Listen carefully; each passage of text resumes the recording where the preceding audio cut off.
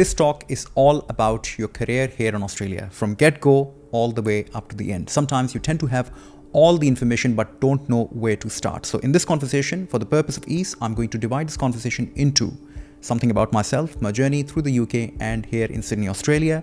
Then I'll talk about what can you do as an intern, as a resident, and even as a mid-tiered or a senior doctor back home in your own country to improve your chances of getting a job without any career gap. That include exams, courses, and rest of the bits and bobs. Next up, I'm going to talk about how to check if your medical school is recognized for Australia purposes, then EPIC verification, how to build AMC Portfolio, and how to register for AMC Part 1 exam, and what are the various resources that you need to have to prepare for AMC Part 1 MCQ exam.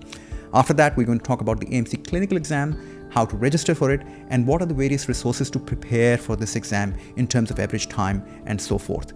After that, we're going to talk about what are the different ways to apply for a job, because remember, you can apply for a job in Australia straight after AMC Part 1. So what are the websites that you need to know, and what are the different hospitals throughout different states in Australia that are known to be IMG friendly. Then we're going to talk about different pathways of registration, including the standard pathway, which is via AMC 1 and AMC 2 route, then the competent authority pathway, and specialist recognition and a GP pathway.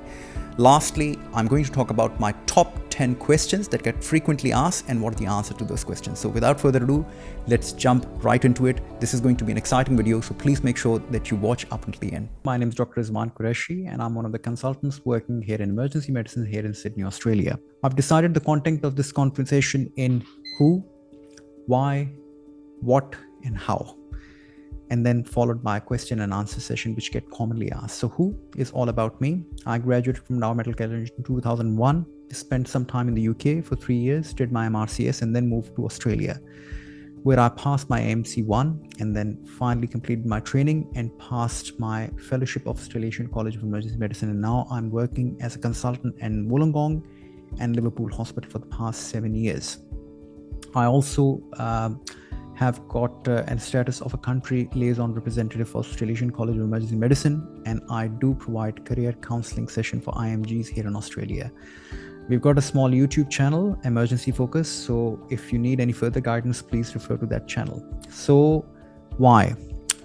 Australia is obviously a beautiful country. It's got beaches, it's got good weather, it's a large multicultural society, so why not, I'd say. Also, the points which are specific to the professional needs: good salary in terms of RMO, $80,000 to $120,000, average savings up to $1,500.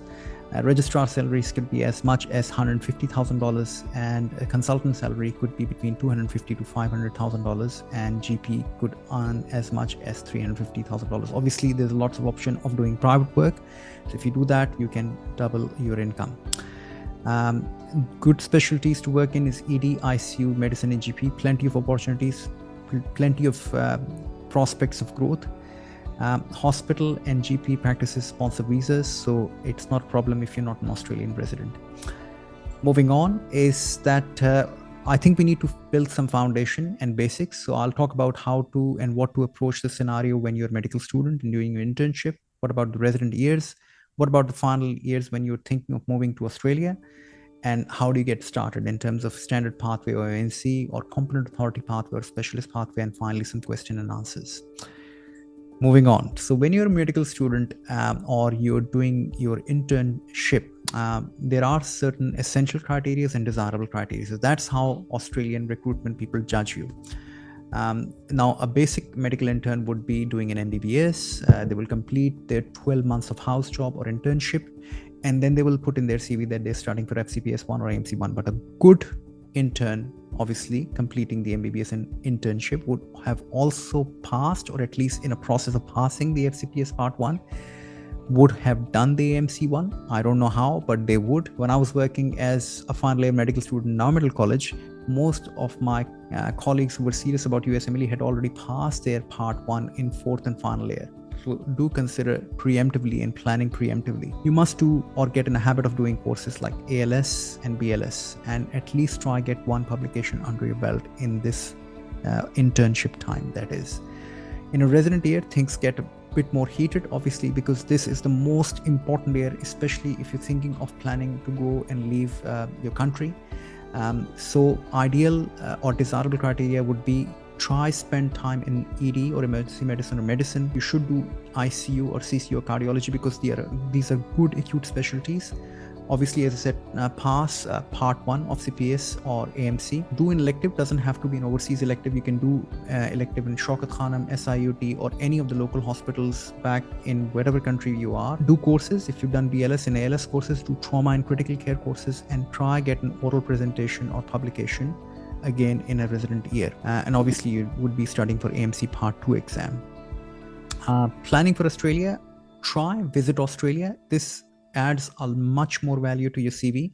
When you're visiting here, you can plan a clinical observership. You can do a clinical observership in GP and hospital. You can also plan for an AMC2 course or an exam, book a date for that, and you can attend a course or a conference here. So that adds a lot of weightage on your CV, and it becomes really easy to apply for jobs when you're on shore and you get a good credibility. Now, how do we get started? First of all, jump on a website, Australian Medical Council. All the instructions are given there in step-by-step format. First of all, check if your medical college or medical school is eligible for registration with AMC, and that's how you do it. Then step 2 is actually getting an EPIC verification. Google EPIC, which is Electronic Portfolio of International Credentials. Pay the fee and get your identity, verified. Step 3 is make an AMC candidate portfolio, which costs about $600. Once you make your AMC clinical portfolio, you get your MBPS degree verified through the EPIC, which would be communicating between EPIC and AMC portals. And if you got any specialist qualifications, then you'd be, getting that accredited as well. Every degree is costing $100. Now, the most important thing is that most of the candidates over here would be in a category of standard pathway. This is by and large the most well-trodden pathway. That is people who are doing AMC1, AMC2. So that is an important pathway. So let's talk about that. There's competent authority pathway and specialist registration pathway. There's all different pathways of getting registered. So know your pathway, which you qualify for. If you're a junior doctor, most likely standard pathway. So you do standard pathway AMC Part 1. AMC Part 2 is not mandatory, but obviously if you're waiting for the job, you should do AMC Part 2 as well. And it gives you an edge in your application. So AMC Part 1 is 150 MCQ exam. There's no negative marking, cost about $2,920, nearly about $3,000. Pass rate is about 60%. All final year subjects, 30% medicine, 20% surgery, 12.5% gynecology and obstetrics, 12.5% pediatrics, 12.5% mental health, population health, and so forth. There's no negative marking, and pass rate is good as said. What are the resources? These are the books, annotated MCQs, handbook of clinical assessment, anthology of medical condition, and other MCQ books, and there's some QBacks online. Obviously, if it's too overwhelming, then you can join our course. Our course is complete. You get everything provided, all the notes, guidelines, MCQs, trial exams. You are taken step by step by a very qualified tutor, and all of our courses are accessible by app, and you can also do trial exam electronically. You've passed the AMC Part 1. What do you do now? Now you can apply for jobs. Yes, in Australia, you don't have to do AMC Part 2, and that's why your credentials come in handy.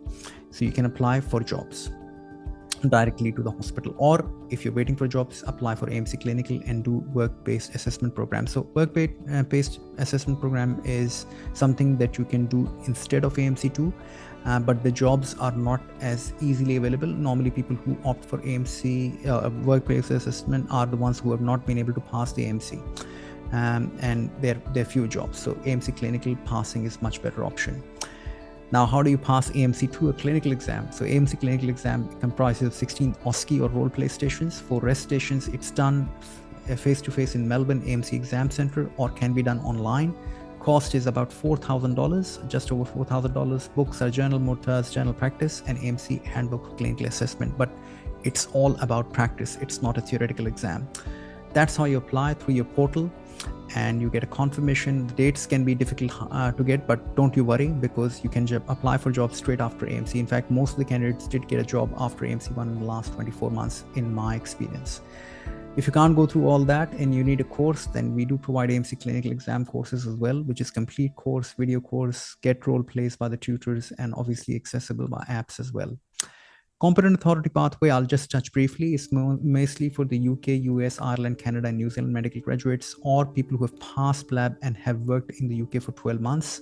But membership exam of the UK route registration does not grant you competent authority pathway.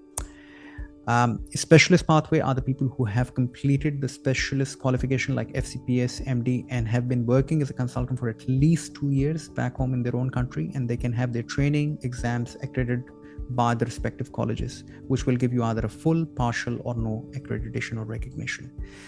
GPs are in big demand in Australia. The GP training program called Australian General Practitioner Training Program can be, accessed after passing the AMC 1 and Part 2. If you're a specialist GP passing an MRCP GP exam or fellowship exam from the UK, you can work here as an independent GP. There's also a pesky interview, so people who've only passed AMC 1 can also enter into the GP practice. And there's also a self-finance program called Fellowship Support Program. So say for instance, if you passed AMC Part 1, you no longer want to wait for a job, you can apply for a self-finance scheme, which is about $30,000 to $35,000 all up. And you can start working as a general practitioner here in Australia after passing the fellowship exam. Now, how to apply for jobs? Every state and territory has its own recruitment website. You need to do the CV appropriately. You need to be answering the application forms appropriately. You need to be interviewing very good. Do apply lots of jobs in good quality, at least I say 20 to 25 jobs per month, and keep modifying your CV and application form responses till you start getting shortlisted, which means that you've just got everything in the right balance. Moving on, timelines. Normally recruitment start here June, July, interviews August, September, first offer October, and the commencement of clinical year is in January. Grades of jobs are similar to what we are known to: RMO, SRMO, or senior RMO unaccredited trainee, but you can apply for, based on your experience, apply for any of these grades. What about career gaps? Ideally, you should have no career gaps. I say that hospitals don't shortlist you if you've got career gap of more than 12 months, even though the board will give you a recognition, but the hospitals won't shortlist you. So if you've got a 12-month career gap, spend at least 4 weeks back in your own country in emergency or acute medicine. If you've got 12 weeks, similarly spend 36 months to fulfill that gap. Justifying the career gap: when you're on shore in Australia, you can do jobs as, working in, clinical practice as a receptionist. There were lots of COVID workers because they were not able to travel. So these are different options, but they are not going to count as recency.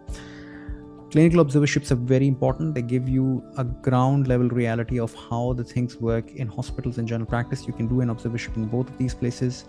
You get your first job interview offers when you're working as clinical observers. There are certain paid observership programs. It also helps you get a local reference. So this is very important. Now, Western Australia website, as I said, state have got their own website for recruitment. Western Australia tend to prefer AMC 1 and AMC 2 candidate, but do apply for jobs if it matches your credentials. There are many hospitals which are IMG friendly. Some of the big hospitals are Charles Gardner, Royal Perth, and King Edward Memorial Hospital. South Australia, you can apply just by passing AMC 1. Royal Adelaide Hospital, I've helped lots of candidates getting their first job in there, and Queen Elizabeth Hospital as well. Then Queensland, Rockhampton, Toowoomba, Sunshine, Townsville, Bundaberg, big IMG friendly hospitals. Melbourne, Victoria, all of them are predominantly IMG friendly hospitals. Do apply for all the jobs in Melbourne or Victoria region. It's a big state, lots of migrant population there, lots of multiculturalism there. New South Wales tend to prefer people who've got local Australian experience, but they are desperate for doctors now. So if you've got an MC1 good credentials, you apply for New South Wales job. Canberra tend to prefer people who have got a local experience plus have passed AMC 1 and 2. So if you're not qualifying that criteria, apply for it. It doesn't cost you to apply, but don't expect much. Tasmania, again, prefer people with AMC 1 and 2 and local experience. Darwin, also experience, want to give jobs to people who've got 1 and 2 pass. English requirements mostly for the registration. If you're doing occupational English test, you must have B. If you got PT score, then you should have 7, IELTS band 7. Finally, I said that key points are passing licensing exam does not automatically guarantee you a job. You should have good job experience previously, key skills and references 30%, 33%, which is one third of the job.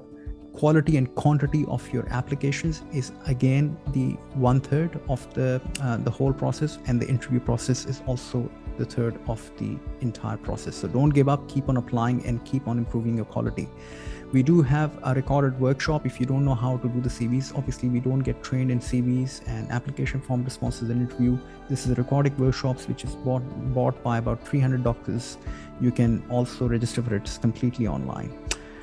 Some of the most questioned: can apply for AMC during medical student years? Of course, AMC 1 can only be applied after you've completed your MBBS and you got an MBBS degree, as I showed you. Can I get a visa to come and do an AMC exam? Yes, of course you can. I've got a career gap. We've talked about the career gaps, 4 weeks for every year. I've completed MRCM or membership exams. Can I come via the competent authority pathway? Unfortunately, membership exams are not recognized in Australia and you cannot come via the competent authority pathway.